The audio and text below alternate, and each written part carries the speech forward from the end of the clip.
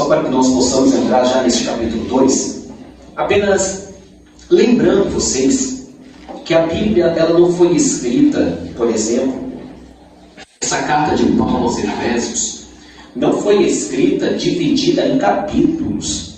Na verdade, toda a Bíblia Sagrada, os 66 livros da Bíblia, não fora escrita dividida em capítulos. E por que eu digo isso para vocês? É importante nós lembrarmos disto, porque a divisão de capítulos pode gerar em nós, quando estamos lendo a Bíblia, estudando-a, tanto para nós mesmos quanto para ministrar a outros, pode gerar em nós um sentimento de que do capítulo 1 de qualquer livro, para o capítulo 2, depois capítulo 3 e assim sucessivamente, uma ruptura ao ponto de pensarmos que sempre que há uma divisão de capítulo, nós estamos saindo de uma história e entrando em outra história. E isto não é verdade. Às vezes você vai encontrar divisões de capítulos, de fato, sei lá, o capítulo 4 contou uma história que encerrou-se no capítulo 4. E quando realmente você vai ler o capítulo 5, é só um exemplo, o capítulo 5 está de fato iniciando uma história nova. Vai acontecer em diversos livros, em diversos textos dentro da Bíblia. Mas não é uma regra geral. Por exemplo, aqui nós estamos em uma carta que quando Deus foi dar a inspiração para Paulo escrever para a igreja de Éfeso, Deus não disse para ele: Paulo, escreve aí o capítulo 1 que eu vou dizer para você, a inspiração do capítulo 1.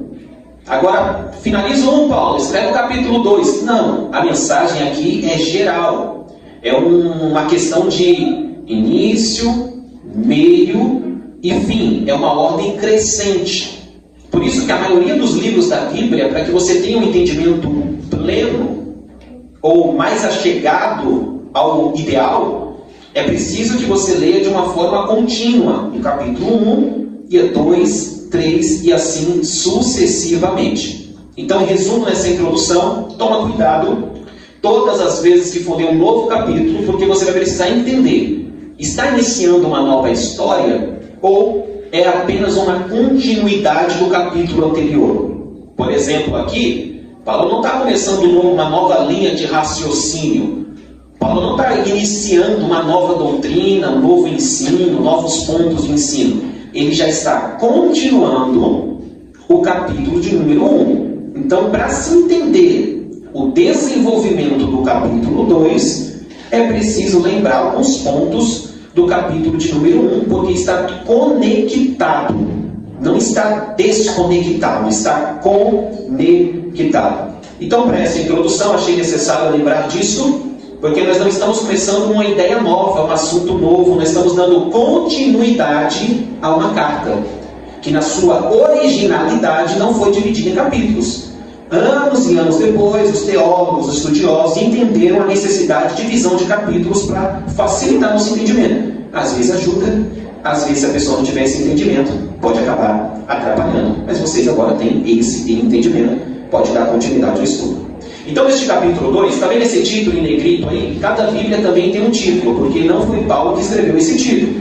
Ok? Cada Bíblia, cada editora colocou ali um título em negrito para facilitar o nosso entendimento acerca do que será tratado. Por exemplo, nessa versão que eu estou utilizando, o primeiro título em negrito deste capítulo 2 está escrito: A Nova Vida em Cristo. Tem alguma diferente aí? A salvação é pela graça. A salvação é pela graça. Alguma outra versão que o título em negrito está diferente? Não? Então nós temos aqui: a salvação é pela graça. Então quando o William vai ler na versão dele, ele já entende: peraí, esse texto aqui vai me ensinar, em algum ponto dele, que a salvação é pela graça. Já nessa versão que eu estou aqui, eu já inicio a leitura pensando: este capítulo vai me ensinar sobre a nova vida que nós temos em Cristo. Então cada editora colocou um título em negrito ali para simplificar um pouco a nossa leitura, mas não faz parte também do original bíblico, mas facilita a nossa vida. E se facilita a nossa vida, glória a Deus. Tá bom? Então vamos lá. Esse título em negrito também é chamado por alguns pregadores mais chiques, que não é o meu caso, mas eles gostam de chamar, quando você ouvir a palavra, a epígrafe do texto, é o título em negrito. A gente fala de título em negrito, pronto, acabou. Mas Se você quiser ficar um pouquinho mais sofisticado, você vai lá e fala, a epígrafe do texto disse. Eu prefiro o título em negrito, já fica mais fácil. Mas aí cada um, né? Vamos lá. Capítulo 2, versículo 1, nós lemos. Olha só que eu achei pesado, pastor Alex Arthur, o que Paulo está escrevendo aqui. Eu até disse para Paloma, falei, Paloma, vai estreitar um pouquinho lá o texto, porque o que Paulo está revelando. Aí eu entendo porque que há tão poucas pregações. Eu sempre digo isso. O porquê que há tão poucas pregações dentro das cartas e das epístolas. Porque as cartas e as epístolas, geralmente, elas não vêm em sua totalidade falando sobre o que Deus pode fazer. Mas geralmente ela vem nos ensinando sobre quem nós temos que sermos em Deus. E aí estreita. Por exemplo, olha o versículo 1. Vocês estavam mortos em suas transgressões e pecados. O que Paulo está dizendo é que a vida antes de Cristo é uma vida espiritualmente morta. Eu vou aproveitar que o pastor Alex Arthur está gravando essa live aqui ao vivo. Você que vai assistir depois, escute isso. Sem Cristo, a sua vida diante da Bíblia é uma vida, não é vida na verdade, é morte. Você não tem vida longe de Cristo. Paulo já começa aqui o que temos no capítulo 2 falando sobre isso. Você pode respirar, você pode estudar, você pode trabalhar, você pode constituir uma família, você pode comprar bens aquisitivos, pode ter tudo e ao mesmo tempo a Bíblia está dizendo, sem Cristo você não tem nada, porque quem não tem uma vida espiritual neste mundo está apenas vivendo de uma forma natural. E você que vive apenas de uma forma natural, sem Cristo, diante de Deus, a Bíblia ensina que você é uma pessoa morta. Não está dizendo que a pessoa está adormecida, que a gente gosta às vezes, né, de passar um paninho básico, a igreja gosta de passar paninho, né? Não está dizendo que está adormecida, a pessoa está adormecida longe de Cristo. É por isso que eu disse que é pesado. Às vezes é por isso que as pessoas até pulam de pregar essas coisas aqui, porque meu Deus, mas esse é o peso do pregador expositivo. Não tem como ele fugir do texto. Lembra que eu expliquei para vocês? Que o pregador expositivo lê o texto, explica o texto e aplica o texto. E aí, meu camarada, vai fugir como? Se você tem que ler, explicar e aplicar. Então, lendo e explicando e aplicando, Paulo está dizendo, vocês tudinho, escrevendo para a igreja de Éfeso, vocês tudinho, vou dizer logo, estavam mortos. Hoje vocês estão vivos em Cristo, mas sem Cristo, essa vida que vocês têm hoje, não tinha. E ele continua, versículo 2: essas transgressões e pecados nos quais costumavam viver, era uma prática de vida. Sem Cristo, o pecado e as transgressões é uma prática de vida. Costumavam, costume é algo rotineiro. Por exemplo, o brasileiro ele tem por costume tomar um café da manhã. E muitos, alguns já ouvi alguns dizer assim, que o dia não começa antes do café. Tem gente que diz, para mim o dia não começa antes do café. E é bom nem conversar com esses camaradas antes do café. Por quê? Porque é um costume. Isso aqui é perigoso demais. Que Paulo está dizendo assim, antes de Cristo, vocês tinham o costume de viver em pecados e transgressões. Era algo natural. E aí, eu disse para vocês que o texto hoje é meio pesado. Porque Paulo está falando sobre uma nova vida em Cristo. Qual é a pergunta que eu fico imaginando que os irmãos em Éfeso fez na mente quando recebeu essa carta? Será que eu estou vivendo verdadeiramente uma vida nova? Meu Deus, aleluia. Porque a ideia que se passa no texto aqui é uma doutrina chamada doutrina do novo nascimento. Lembra do encontro de Cristo com Nicodemos? Do encontro de Nicodemos que foi se encontrar com Cristo? Chegou dizendo, sabemos que tu és mestre vindo da parte de Deus, porque ninguém pode fazer as coisas que tu fazes se Deus não for com ele. Quando Nicodemos pensou que Jesus responderia ao mesmo nível, na mesma altura, Jesus simplesmente olhou para ele e disse, necessário te é nascer de novo. Aleluia. Era mestre ou não era? Não, vocês estão em dúvida? Nicodemos era mestre, sim ou não? Sim. Jesus vai olhar para um mestre de Israel e vai dizer: você conhece tudo, você sabe tudo, você entendeu muito, mas ainda não nasceu de novo. Isso é pesado, pastor. Meu Deus. Fala ou não fala? Vou falar de qualquer jeito, vamos lá. Não é sobre tudo que conhecemos. A questão é: já nascemos de novo? Glória. Esse nascer de novo significa: nós já estamos vivendo uma nova vida em Cristo ou só estamos indo aos cultos? E eu vou falar bem aberto, que é culto de ensino, culto de estudo, a gente não precisa ficar dando voltinhas. Então vamos lá. Não é sobre estar presente em todos os cultos.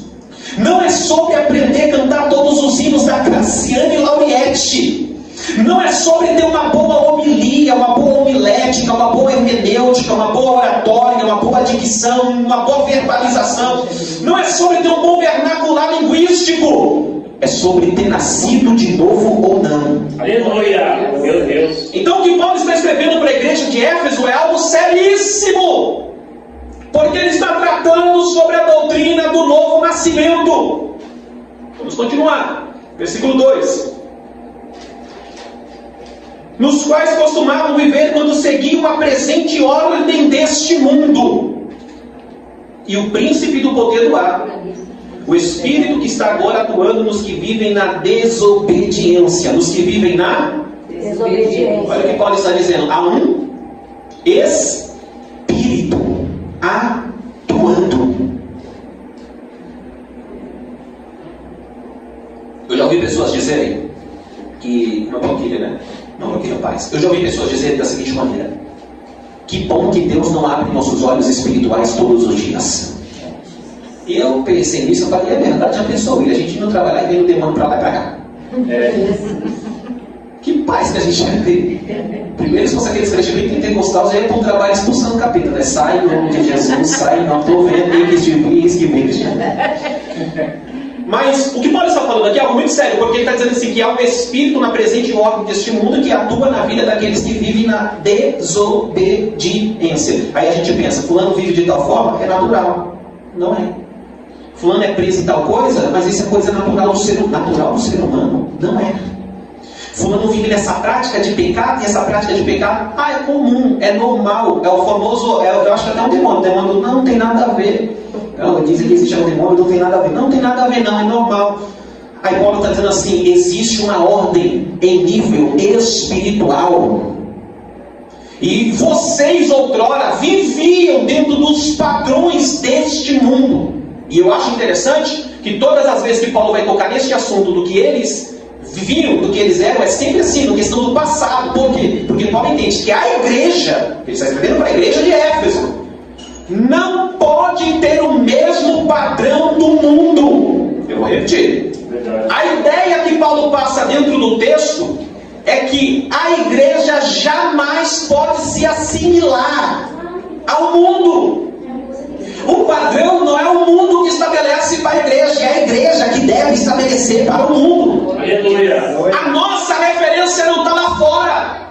Não, a gente tem que ser um pouquinho mais parecido. E esse papo geralmente rola quando estamos tratando na questão incisiva de jovial. Não, porque a gente precisa ter uma igreja um pouquinho mais jovem, um jeitinho mais jovem, a gente precisa se adequar um pouquinho com o que eles têm lá fora, porque se a gente não fizer algo parecido, não vai atrair. Lá vai, tá gravando ela, está ao vivo, então recebe aí quem estiver assistindo. Não, é que a gente tem que fazer algo bem parecido no mundo, para atrair o jovem para dentro da igreja. Principalmente, isso rola em todos os lados da idade, mas é principalmente na juventude. A gente tem que fazer alguma coisa que tem lá, e a gente faz o que tem lá aqui, que aí a gente consegue atingir quem está lá fora. Não é copiando um mundo que converte vidas a Cristo.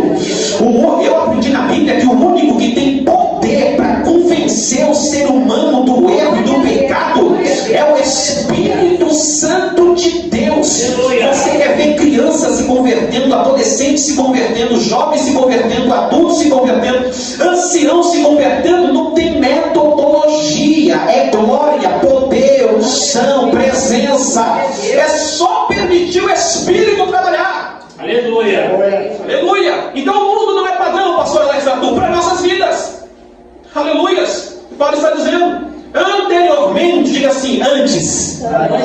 Você está entendendo aqui que Paulo está deixando bem claro que a vida cristã existe um antes e um depois. Então vou falar bem devagarinho para todo mundo entender. Se depois de Cristo nada mudou na sua vida, você recebeu um cristógeno. Não foi Cristo. Se depois de Jesus nada mudou na sua vida, você deve ter recebido genésio. Ou um Jesus genérico por aí que explicaram para você. Porque o primeiro sinal de alguém convertido é mudança de comportamento, de vida, de ação e de atitude. Glória a Deus. Aleluia. Lá vai, se segura na cadeira aí. Viu? O que é isso? Glória a Deus. É muita gente convencida e pouca gente convertida. Porque conversão não se vê em folhagem. Conversão se vê nos frutos. Aleluia. Folhas falam de aparência. E é fácil parecer crente. É só dar uma passada na conta de fazer, pegar umas gravatas bonitas, ou um terno parcelado em 10 vezes. Oxi, a gente chega aqui igual empresário. Fácil demais. Agora, parecer crente é fácil. Difícil é viver como crente. Aleluia. Para viver como crente, só nascendo de novo. Glória a Deus. Aleluia. Vamos lá. Vamos ver quem vai aguentar até o final da carta. Oh, glória. Anteriormente, todos nós também vivíamos entre eles. E como é que nós vivíamos entre eles? Olha o versículo 3. Satisfazendo as vontades da nossa carne. Diga assim comigo, a carne continua gritando. Mas Deus continua calando. Aleluia. Tu pode ser crente há 355 anos. A carne está aí. Irmão Alex, você não sabe quem eu sou. Não? Se tu soubesse os mantos de mistério que Deus já me revelou, revelava mesmo. Se você soubesse as profundezas que Deus levou mesmo. Paulo Deus levou lá, foi pro terceiro céu. E mesmo assim ele dizia, tem um espinho na carne, mensageiro do diabo que me acusa. Ao ponto que eu orei foi por 3 meses, Senhor, tira de mim, tira de mim, tira de mim. Aí Deus respondeu, Paulo, a minha graça ela te basta. Aleluia. Meu poder se aperfeiçoa na tua fraqueza. Mas a carne grita. Só que Paulo aqui está dizendo que antes nós vivíamos para satisfazê-la. Diga assim comigo, a carne nunca vai deixar de gritar. Mas eu nunca vou deixar de silenciar ela. Você está entendendo isso daqui, irmãos? É por isso que às vezes as pessoas perguntam, será que eu sou crente mesmo? É crente. Porque às vezes nos gera esse sentimento. Poxa, eu pensei até em falar aqui. Mas não, estava onde? Na igreja? Será que eu sou crente? Eita, aconteceu isso, aconteceu aquilo. É a carne. Está aí. O que não há mais sobre você é o poder do pecado. Esse poder do pecado sobre a sua vida foi destruído na cruz do Calvário. Aleluia. Aleluia. Continuando aqui, versículo de número. Seguindo os desejos e pensamento como os outros. Éramos por natureza carnal, a natureza, merecedores da ira. Então aqui nós temos neste versículo 3 coisas profundas. Aleluia. Nós vivíamos entre as pessoas deste mundo, satisfazendo a vontade da nossa carne, seguindo os desejos e pensamentos. Os desejos eram os desejos mundanos. Os pensamentos eram os pensamentos mundanos. Por quê? Porque tudo que se vivia por fora era o que gritava por dentro. E tudo hoje que se vive por fora é tudo também que se grita por dentro. É por isso que há uma grande necessidade de sabermos o porquê nós estamos nos alimentando. Eu vou bater nessa tecla. Eu ia dizer até perder o cabelo já perdi. Eu vou bater nessa tecla até meu último dia de vida. Crente não pode se alimentar com qualquer coisa. É chato ouvir isso, é chato pregar, mas eu tenho que falar. Aleluia. Porque é aquela famosa frase, eu vou dizer de novo, mas não tem que tem nada a ver, tem a ver. O nosso corpo físico, ele vai dar resposta de acordo com os alimentos que nós escolhemos. A nossa vida espiritual também. Meu Deus. Deus, aleluia. Eita, lá vai, pastor Alex. Ainda bem que o pastor Alex me deu liberdade. Aleluia. O que é que eu estou assistindo? Porque tudo que eu vejo me alimenta. O que é que eu estou ouvindo? E agora eu já disse para vocês que o importante é o que a Bíblia diz. Então todas as vezes que eu vou sair da Bíblia para uma opinião pessoal, eu aviso vocês. Por exemplo, agora, vou sair da Bíblia para uma opinião pessoal. Que o nosso interesse aqui é o texto, é a exposição do texto. Mas, segura aqui, sabe um pouquinho aqui, só para a gente entender o negócio. Às vezes a gente fica se perguntando, por que os cultos antigamente eram mais fervorosos? Se você tem 10 anos de cristão, você vai lembrar que a ideia de ir para o culto não era sobre quando o culto começasse. A ideia de ir para o culto já vinha com a ideia do ato de preparação pré-culto. E aí existia muito a fala do consagração. Semana, vamos consagrar. Hoje as consagrações já estão acabando, já não está mais na moda, não existe mais isso, né? Então havia o quê? Um ato preparatório. As pessoas não iniciavam o culto quando abria a igreja. O culto já começava dentro de casa. Aleluia.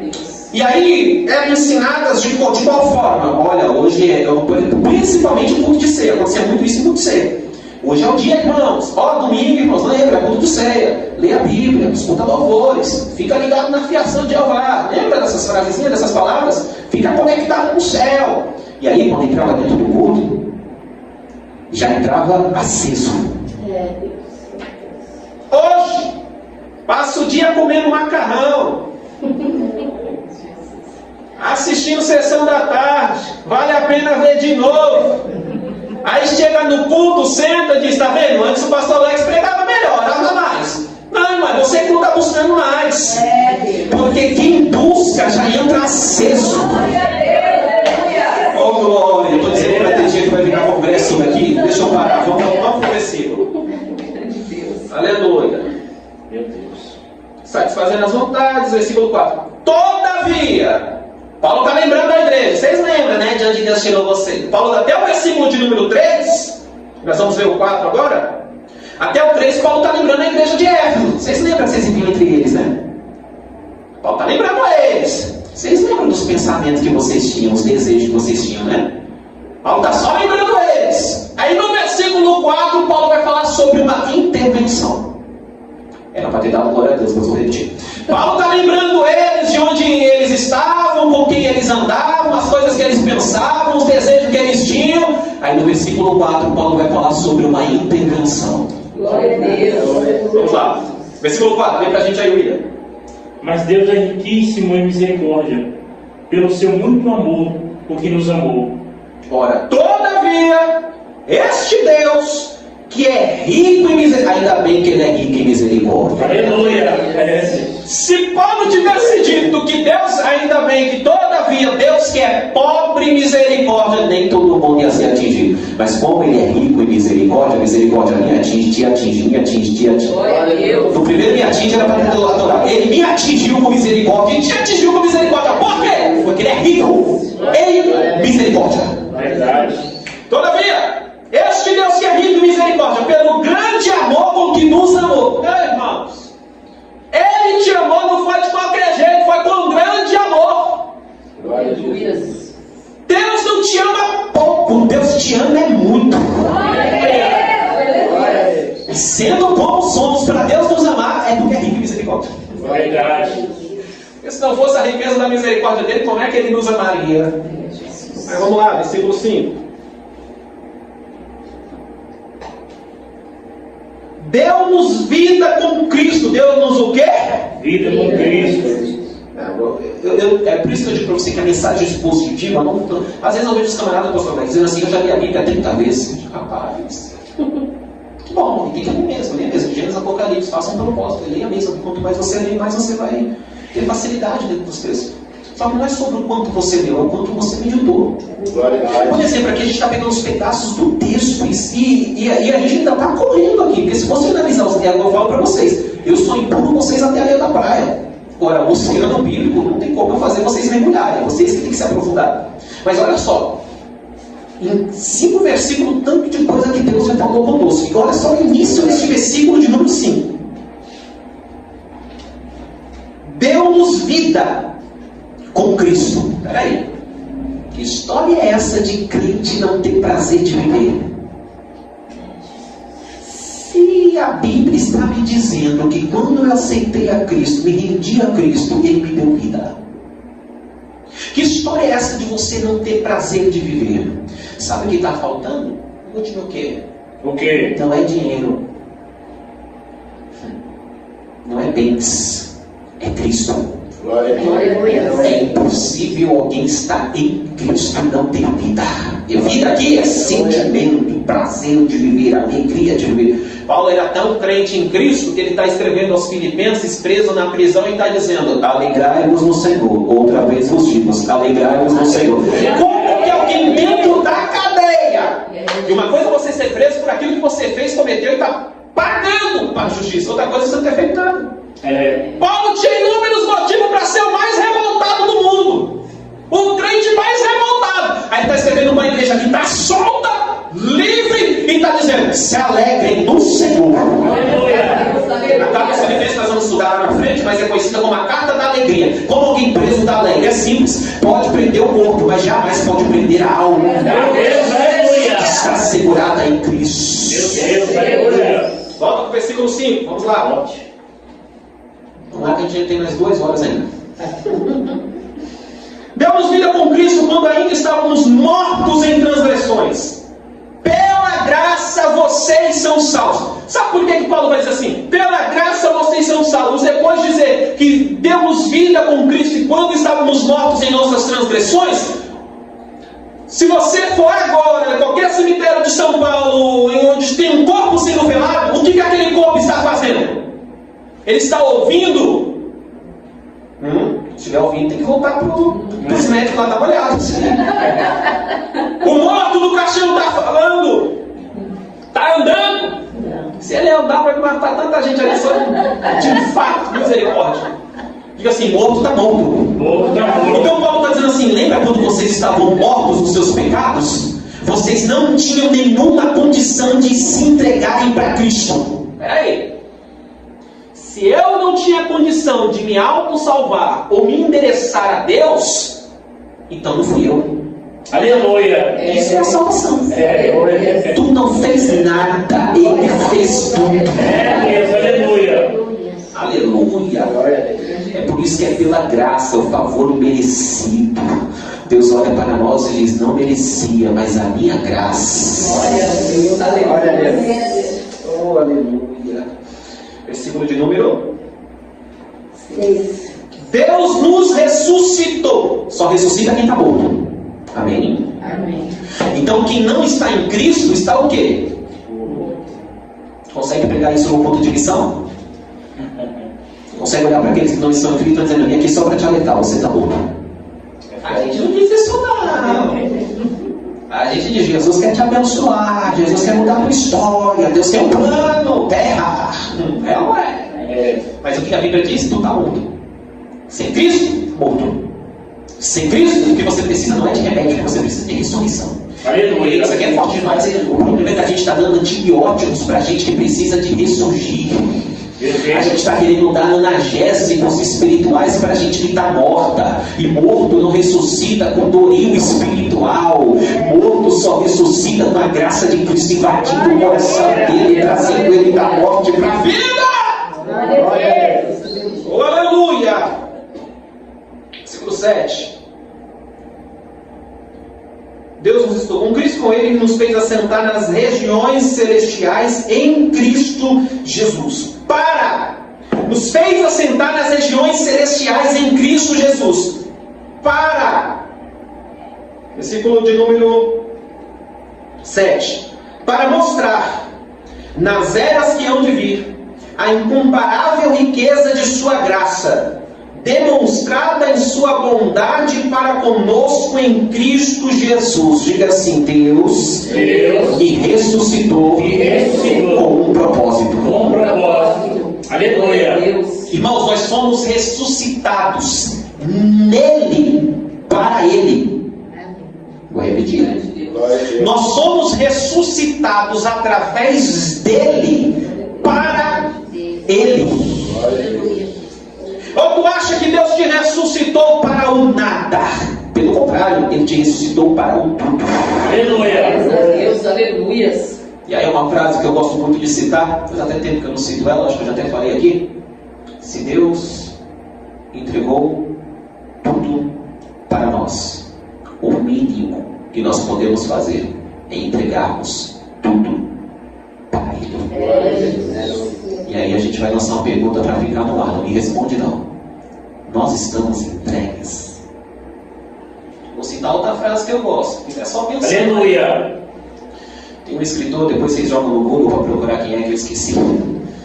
Mas ele vai dizer assim: este mundo ainda não viu o que Deus é capaz de fazer com alguém totalmente entregue a Ele.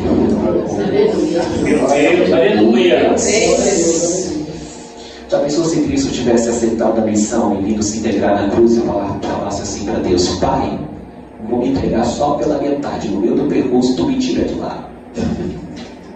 Já pensou? Salvo pela metade. Misericórdia. Ele veio para fazer a obra completa. Tetelestai, está consumado, está cumprido.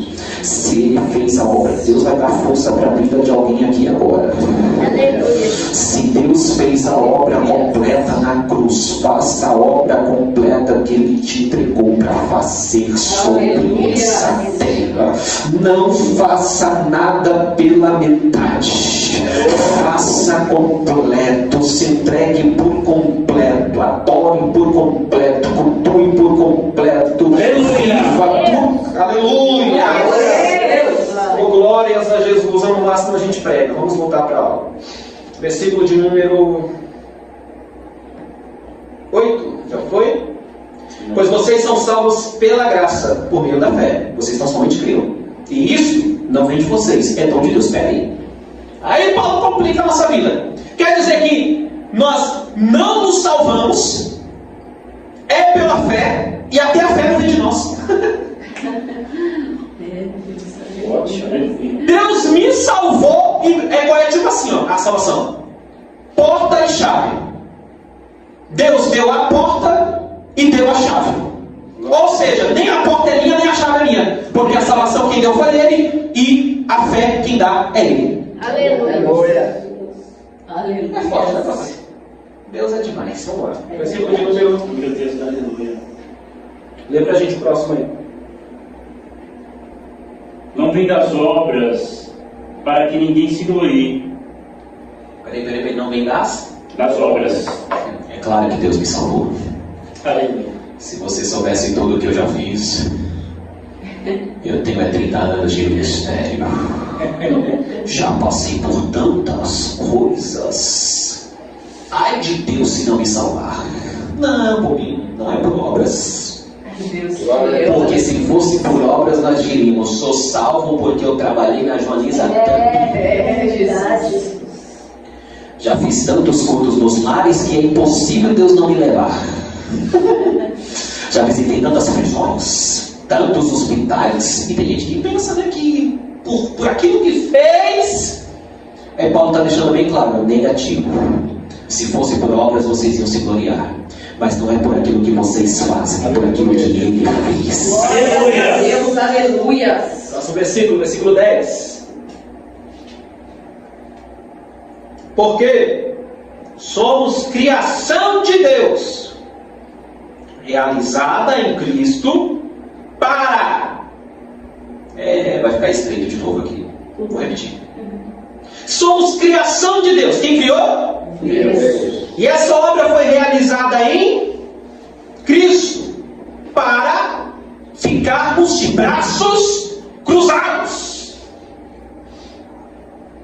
É isso que está escrito aí? Não. Então lê para mim. A minha Bíblia deve estar diferente. Porque somos feitos criados em Cristo Jesus para as boas obras, as quais Deus preparou para que andêssemos nela. Epa, peraí. Primeiro, fomos feitos, criados por Deus, feitos em Cristo, realizados em Cristo para as boas obras. Primeiro, Deus não te... Lá vai, se segura na cadeira aí, depois melhora. Vai dando glória, mas tem que escutar isso daqui. Deus te chamou para tu ficar parado. Aleluia. Os crentes usam a expressão crente de cadeira. Não, você não precisa ser crente de cadeira. E quando eu digo não ficar parado, não é que Deus vai te fazer um pregador, porque nem todo mundo vai pregar, nem todo mundo vai cantar, nem todo mundo vai ter a liderança das irmãs, liderança de jovens. Não é sobre isso, porque fazer a obra de Deus não é estar com o microfone na mão. Glória a Deus. A gente precisa explicar para essa geração, pastor Alexandre, porque tem gente que pensa que só faz a obra de Deus quem está nos cartazes. Quem é chamado para congresso, festividade, isso é parte da obra, mas não é toda a obra. Glória a Jesus. Eu conheço uma pessoa que a obra dela é a recepção. Eu nunca vi alguém recepcionar como ela. O nome da irmã é Sabrina. Você vai no culto da vontade de congregar só por causa do jeito que ela recepciona. Ali está a obra dela. Glória a Deus. Eu conheço gente que se você tirar da cozinha da igreja, não presta para fazer mais nada. Mas se você botar lá na cozinha, domina tudo como ninguém. Por quê? Está ali a obra, se encontrou dentro da obra. Obra de Deus não é microfone na mão, obra de Deus é serviço. Não sei onde Deus vai te colocar, mas Deus nunca vai te chamar para a obra dele para te deixar parado. A obra de Deus é trabalho. Glória a Deus. Aleluia. Aleluia. Aleluia. E ele vai dizer, chamados para a boa obra, as quais Deus preparou antes para nós as praticarmos. Tu está achando que Deus é pego de surpresa?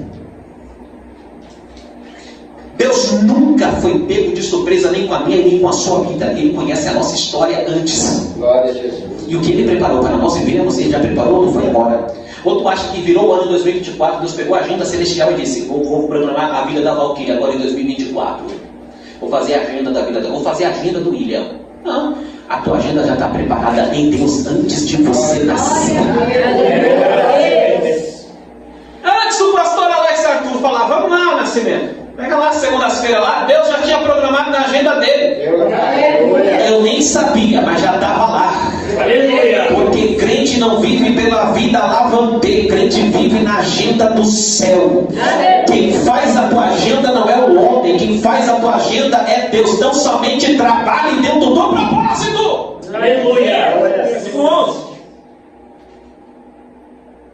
portanto, depois de ele falar tudo isso, ele vai vir agora com uma nova linha de raciocínio. Portanto, lembre-se que anteriormente vocês eram gentios por nascimento, chamados em circuncisão. Os gentios eram todos aqueles que não eram judeus, que não tinham sido circuncidados no 8º dia. Lembre-se disso, antigamente vocês eram chamados incircuncisos pelos que são circuncisão ou circuncidados, que era o povo judeu, que era feito no corpo por mãos humanas. Feito no corpo por mãos humanas, uma marca feita no corpo por mãos humanas. Pega isso, uma marca feita no corpo, antigamente, a circuncisão. Ao 8º dia, a criança era cortada por prepúcio, uma marca feita no corpo por mãos humanas. E Paulo está lembrando isso. E que naquela época vocês estavam sem Cristo, separados da comunidade de Israel, sendo estrangeiro quanto às alianças da promessa, sem esperança e sem Deus no mundo. Aqui está uma das grandes resoluções para o século XXI. Aí a gente pensa, essa geração precisa de psicólogos. Não, essa geração precisa de Cristo e sua palavra. Agravando, pastor Alex. Se tiver algum pastor escutando, eles precisam ouvir isso, porque a moda agora é fazer psicologia. A moda agora é pastores que falam, não, preciso fazer psicanálise porque eu preciso entender a mente dos membros da igreja. Quer entender a mente dos membros da igreja? Vai para o Criador dos membros. Vai para a palavra. O evangelho não precisa de Sigmund Freud, não precisa de Lacan, não precisa de Jung, não precisa de Melanie Klein. O que o evangelho precisa é do poder da palavra de Deus que entra na divisão da alma e do espírito. Aleluia. Se essa palavra não mudar o Brasil, nada muda. Verdade. Oh, glória. Aleluia. Vamos lá. Glórias a Jesus. Mas agora, em Cristo Jesus, vocês têm que entender a posição que vocês estão agora. Aleluia. Em Cristo Jesus. Vocês que antes estavam longe, estavam Longe. foram aproximados mediante o sangue de Cristo. Obrigado, Jesus. O que aproxima você de Deus não é o teu nome. O que aproxima você de Deus não é o teu dinheiro. O que aproxima você de Deus não é a tua faculdade. O que aproxima você de Deus não é o teu talento. O que aproxima você de Deus só tem um segredo bíblico sendo revelado pela palavra aqui. O que faz você se aproximar de Deus é o sangue de Cristo Jesus. É o sangue do Cordeiro que aproxima o homem de Deus. Glória a Deus. Sem o sangue de Cristo ninguém pode se apegar a Deus. Glória a Deus, Jesus. Aí a gente se pergunta por que a mensagem do sangue está sendo tirada de dentro das igrejas? Porque só ela, em si, só ela pode aproximar o ser humano de Deus. Verdade. E aí tem até o hino da harpa, né? Pelo mundo brilha a luz. É bonito. Pendurado lá na cruz do Calvário. Jesus Cristo, aleluia. Aí o refrão diz o quê? Pelo sangue. Pelo sangue. Somos o quê? Somos redimidos, sim. Pelo sangue carmesim. Só o sangue de Jesus tem poder de aproximar a humanidade de Deus. Pregue sobre o sangue, viva debaixo deste sangue, caminhe debaixo deste sangue, porque ele vai te aproximar de Deus, meu filho. Aleluia. Obrigado, Deus. Aleluia. 14. E por que isto? Pois ele é a nossa paz, o qual de ambos fez um e destruiu a barreira, o muro de inimizade. Ei, olha para cá para vocês entenderem essa barreira aqui, esse muro. O que está acontecendo é que o pecado, ele separa o homem de Deus, porque Deus, ele é santo. Aleluia. Está entendendo isso daqui? O que Paulo está explicando? O pecado, viver longe de Cristo, viver sem Deus neste mundo, traz uma separação. Por isso que eu disse que tem algumas coisas em culto de missões que a gente tem que voltar a falar. Umas verdades que a humanidade parece que não descobriu ou nunca conheceu. Como, por exemplo, o pecado faz separação entre o homem e Deus. Isso aqui é a doutrina da ramatiologia, não vou entrar em termos teológicos aqui, mas na ramatiologia você vai aprender sobre isso, que é a doutrina do pecado, o erro do alvo, errar o alvo. E o que é errar o alvo? É como dois caçadores que saem pela floresta, vou dar um exemplo, caçando o coelho. Ao invés de caçar o coelho, eles atingem um ao outro, errou o alvo. Pecado é errar o alvo que Deus estabeleceu para o ser humano, que é viver para a glória dele. Glória a Deus, Jesus. E o que é que Paulo está dizendo aqui? Que havia uma inimizade. Que inimizade é essa? Nós contra Deus, porque o pecado causa inimizade contra Deus. O que o pecado faz é nos tornar amigos do mundo. Aí lá na carta de Tiago, nós vamos estudar um pouquinho mais para frente, lá vai dizer no capítulo 4, versículo de número 4: Infiéis! Não sabeis vós que a amizade com o mundo constitui-se inimizade com o Senhor de Deus? E todo aquele que quer ser amigo deste mundo torna-se inimigo de Deus. E Paulo está nos lembrando deste muro de inimizade que havia entre nós e Deus. Glória a Jesus. Olha só o que ele vai dizer aqui. Ele é a nossa paz, o qual de ambos fez um. Peraí, ambos, algo recíproco. Paulo está dizendo assim: eu e Deus, não é mais eu e Deus, somos um. Aleluia. Na primeira vez que glória a Deus aí. Paulo está dizendo assim: você e Deus está tão grudado. Glória a Deus. Aleluia. Cristo trouxe uma paz tão grande entre vocês e Deus por causa do sangue, que agora não é dois, Glória a Jesus. é um. Aleluia. Talvez por isso que Paulo lá na frente em outro texto ele vai dizer assim: já não vivo mais eu, porque ele é um. Glória a Jesus. Ele é um. Glória a Jesus. Aleluia. Obrigado, Jesus Cristo. Aleluia. Versículo de número 13 já foi? 15 já foi? Anulando em seu corpo a lei dos mandamentos expressa em ordenanças. O objetivo dele era criar em si mesmo, dos dois, um novo homem, fazendo a paz. Aqui novamente a doutrina do novo nascimento. Tem que nascer de novo. Glória a Deus. Em Cristo tem que nascer de novo. Glória a Deus, Jesus. E reconciliar com Deus os dois em um corpo, por meio da cruz, pela qual ele destruiu a inimizade. É por isso que o diabo odeia a cruz. Porque quando Cristo cumpriu o sacrifício na cruz do Calvário, Paulo está dizendo assim: o muro caiu. Aleluia. Aleluia. O muro é a separação entre você e Deus. Aí Paulo está dizendo: caiu. Glória a Deus. Eu acredito. Obrigado, Jesus. Aleluia. Paulo está dizendo: agora vocês estão juntos. Glória a Deus. E eu li uma frase esses dias que me fez a memória agora, que vai dizer assim: quando nós acordamos, nós temos que dizer: e aí, Deus, o que é que a gente vai fazer hoje? Aleluia. Ah, diabo doida! Imagina o crente acordando pela manhã dizendo: Espírito Santo de Deus, já estou acordado, qual é a obra de hoje? A pessoa está acordando amanhã, orando a Deus, dizendo: Senhor, começou o dia, o que é que a gente vai aprontar junto hoje? Aleluia, levanta a mão que eu vou mostrar sobre as nossas vidas. Deus não quer me usar só no culto. Eita, Deus não quer me usar só em festa. Eu vi uma frase também há muito tempo atrás que diz que tem crente que quando acorda o diabo endoida dizendo: já acordou. Crente tem que ser uma ameaça para o reino das trevas. Aleluia. Aleluia. Glórias a Deus, Meu aleluia. Deus, que sorte.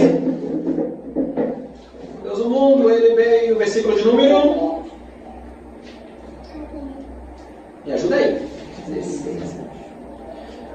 15 já foi, 16. E reconciliar com Deus os dois em um corpo, o meio da cruz, pelo qual destruiu a inimizade. 17. Ele veio e anunciou paz a vocês que estavam longe, e paz aos que estavam perto. Pois por meio dele, tanto nós como vocês, temos acesso ao Pai por um só Espírito. Tanto os irmãos como vocês, temos acesso ao Pai por um só Espírito. É o seguinte, é um só Espírito, porque nele não há judeu, não há grego, Deus. não há nativo, não há estrangeiro. Por um só Espírito. Nele não tem placa de igreja. Aleluia. Vocês gostam, né? Com ele não tem esse negócio de placa. Não, vou ali porque ali é a Assembleia de Deus.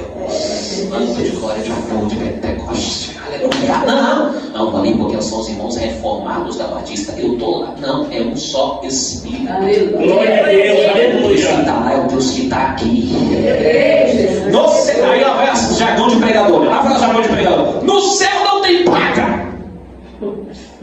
Não vai ter lá a ala da Assembleia, a ala da Batista, a área da Presbiteriana. No céu tem salvo, lavado, remido e purificados pelo sangue do Cordeiro. Glória a Deus. Aleluia! Aleluia. Em Cristo nós somos um. Eita, gente, tem coisa que a gente estuda, né? Tem coisa que Deus vai falando, deixa eu entregar isso aqui. Quem me aguenta mais 5 minutos, diga glória a Deus. Glória a Deus. 5, 10, 15, 20, 25, amém. Vamos lá. Se Cristo na terra, a missão, lá vai, segura na cadeira aí. Se nós estamos aprendendo aqui nessa noite, dentro do texto bíblico, que a obra de Cristo na cruz do Calvário, derramar o sangue, destruiu a inimizade que havia entre o ser humano e Deus, por que algumas obras causam inimizades ao invés de derrubar o muro da inimizade? Se Cristo nele está reconciliando consigo o mundo, por que alguns estão causando novamente a construção do muro de divisões? Meu Deus. Essa eu vou deixar como lição de casa, vai refletindo aí. Vamos lá. Aliás, fala assim comigo: eu não nasci para levantar muros. Deus me chamou para construir pontes. Vou deixar alguém escrever aquilo ali, isso é forte, eu vou postar no Facebook. Deus não me chamou para construir muros. Deus me chamou para construir pontes. Oh, glória. Vamos lá. Portanto, vocês, 19. Portanto, vocês já não são estrangeiros nem forasteiros. Diga assim: estrangeiros, gente de longe. Diga: forasteiros, gente que vive sem destino. Mas agora vocês são concidadãos dos santos e membros da família de Deus. Na família de Deus. Paulo está escrevendo para os irmãos de Éfeso, aos gentios, está dizendo: tem lugar na mesa. Glória. Quando nós falamos sobre estrangeiro, pastor Alex, já pensou estrangeiro chegar aqui, invadir sua casa, falar: Pai do Senhor, pastor Alex, acabei de vir de outro país ou de outro estado, um forasteiro, vim de outro estado. Tô abrindo a geladeira. Ai, irmãos, o pastor Alex vai ficar vermelho, azul, verde. Eu falo, volta aqui, em nome de Jesus, senta no sofá e me diga o que tu quer. Por quê? Não é da casa. Se não é da casa, não é da família, não pode ter liberdade dentro da casa. Paulo está dizendo assim, vocês já fazem parte da família. Aleluia! Pega tudo que quiser pegar, porque a família é de vocês. O dono da casa, o pai, já liberou. Senta na mesa, come do pão, bebe do suco, bebe de tudo aquilo que ele estiver te ofertando. Aleluia! Se alimenta daquilo que ele estiver dando. Por quê? Porque agora é membro da família. Aleluia! Antes não era, agora é. É, Deus, aleluia. Vamos lá. Edificados sobre o fundamento dos apóstolos e dos profetas, tendo Cristo como pedra angular. A expressão pedra angular significa pedra principal. Glória. Aleluia. Aleluia. A pedra principal que a igreja está edificada não é nos apóstolos, Eu acredito, Jesus. não é no Papa. Eu acredito, meu. A pedra angular é Cristo. Aleluia! É por isso que se eu vi ou não vi, tem culto de doutrina do mesmo jeito. Glória. Lá vai. Tem gente que pensa, se eu não dirigir o culto, se eu não pregar, se eu não der aula, se eu não ensinar, Deus levanta outro para fazer no teu lugar, mas a obra não para.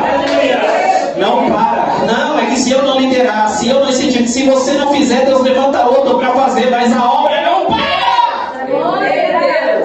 Aleluia. A pedra principal é Cristo. Eu acho lindo quando ele disse para Pedro, ele falou assim para Pedro, Pedrão, tu és pedra. Glória a Deus, Jesus.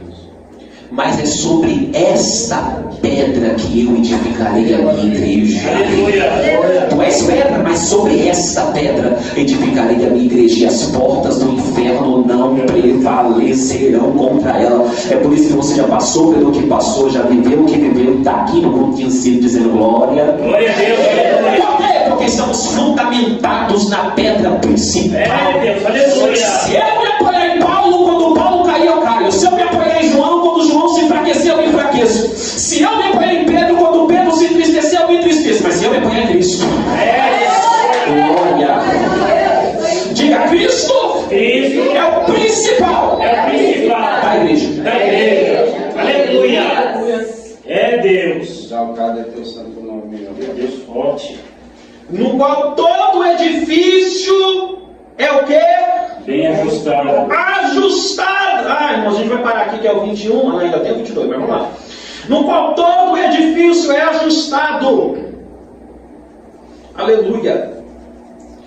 E cresce para tornar-se um santuário santo no Senhor. Diga assim, só tem crescimento. Só tem crescimento. Vocês têm certeza que eu preciso dizer isso daqui? Aleluia! Glória. Só tem crescimento depois do ajuste. Meu Deus! Pastor Alex, aqui é quanto demais. Meu Deus! Todo edifício, primeiro, é ajustado, depois cresce.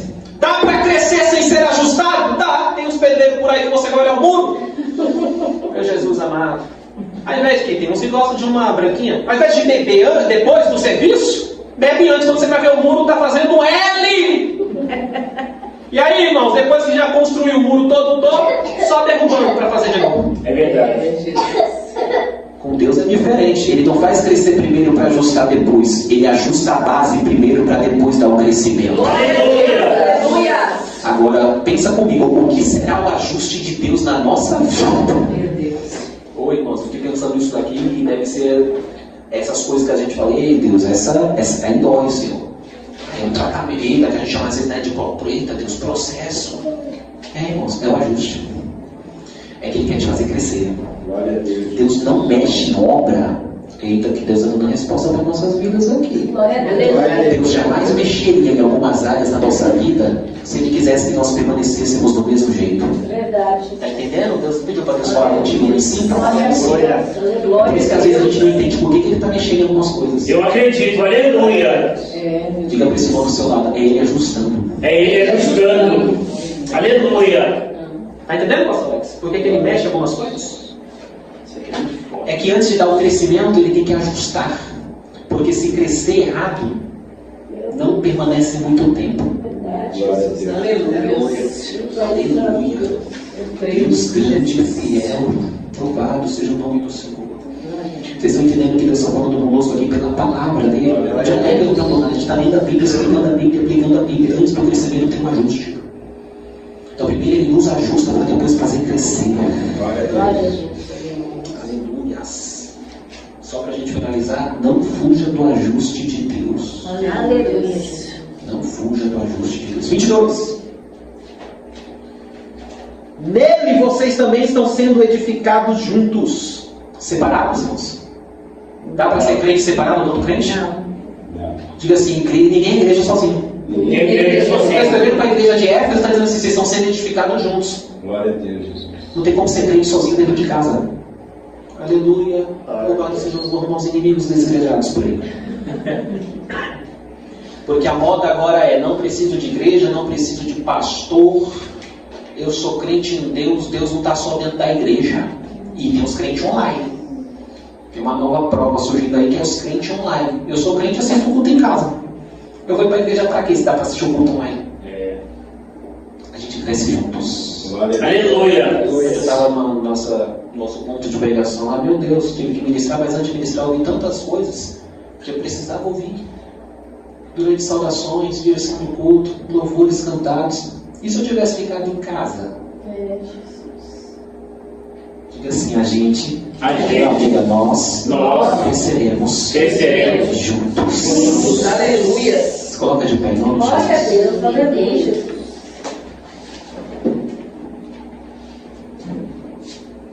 Sabe por que a gente tem que ser edificados para crescer juntos? A finalização do texto diz: para se tornarem morada de Deus por seu Espírito. Aleluia. Deus está nos fazendo crescer aqui juntos, porque o que Ele está criando em nós é um edifício que sabe que vai dar. A morada é a morada do Espírito.